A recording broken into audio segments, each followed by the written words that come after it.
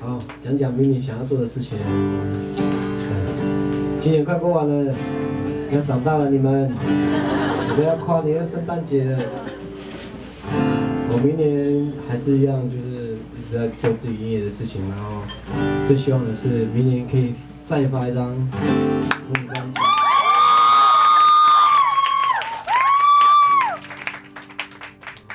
很多人问说你为什么不发国语的哦？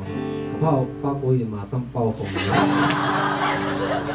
啊，没有没有，其实我告诉我自己哦，就是我都当兵2年，奉献2年的青春给我自己的国家，那我应该也要奉献2张专辑给我自己的族群，所以忍耐一下好不好？明年署名的族语专辑一定更精彩。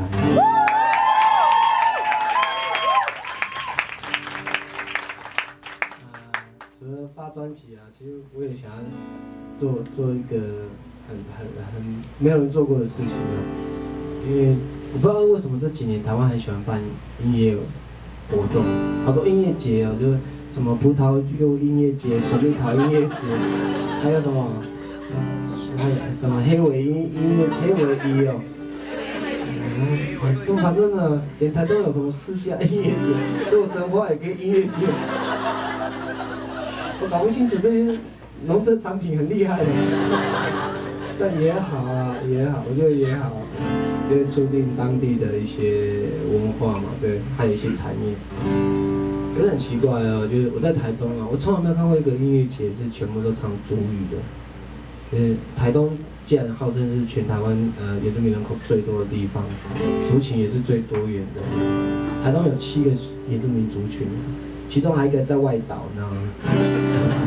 还有一个很少那个最近证明的噶玛兰族，就很少人的那种。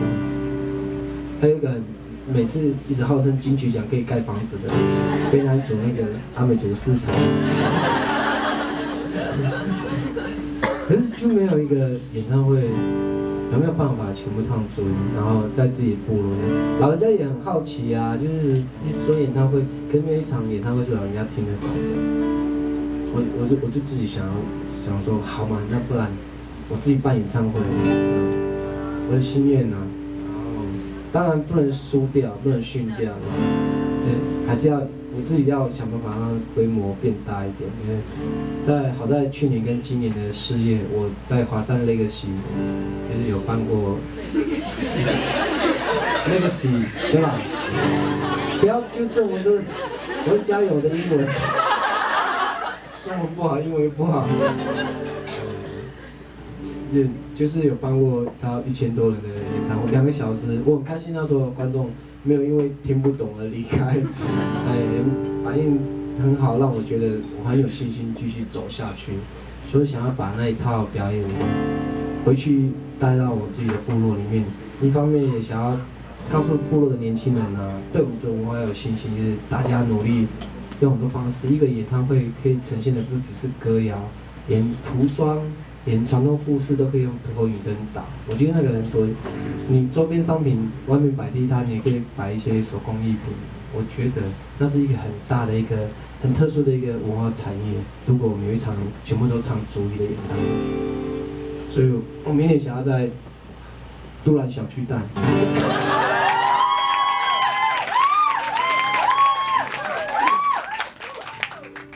办族语演唱会。都兰小巨蛋就是都兰国中体育馆，不要想得太大了，它没有很大，而且当然可能有很多技术上面的问题要慢慢去克服。然后，其实我们现在已经在讨论这件事情的可行性，那跟它的困难度，那不会放弃。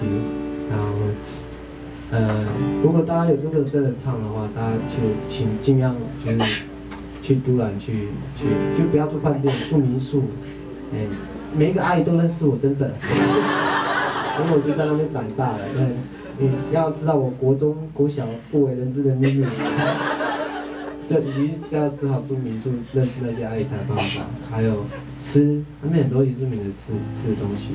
那我也会回去早点跟那些部落的妈妈阿姨讲说，你们要准备了，就最好还有说有什么生态导览啊，这样一系列的。如果不会的话，然后还有手工艺品，然后摆摊位，演唱会是免费的，好不好？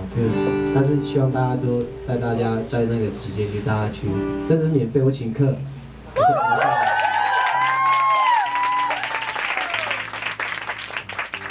我要让部落的老人家知道，就是我们可以找到不一样的方式，这样在这个时代，用我们的文化跟祖先给我们的技能。那小朋友呢要干嘛？除了表演以外，其实我也想要让他们练习做一些传统技能，像砍竹子，阿美族最会了。台东不是很多装置艺术吗？我就要这些孩子去做这些，就开这个要办很大的演唱会，好啊，那先去砍竹子。你知道那感觉吗？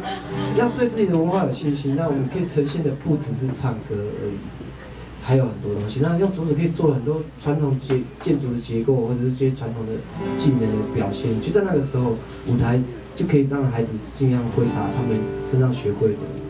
我是这种感觉。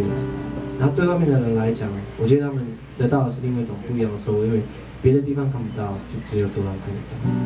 然后提升部落的价值，提升文化的价值，是我一直想要做的事情。好，明年多兰小巨蛋见，好。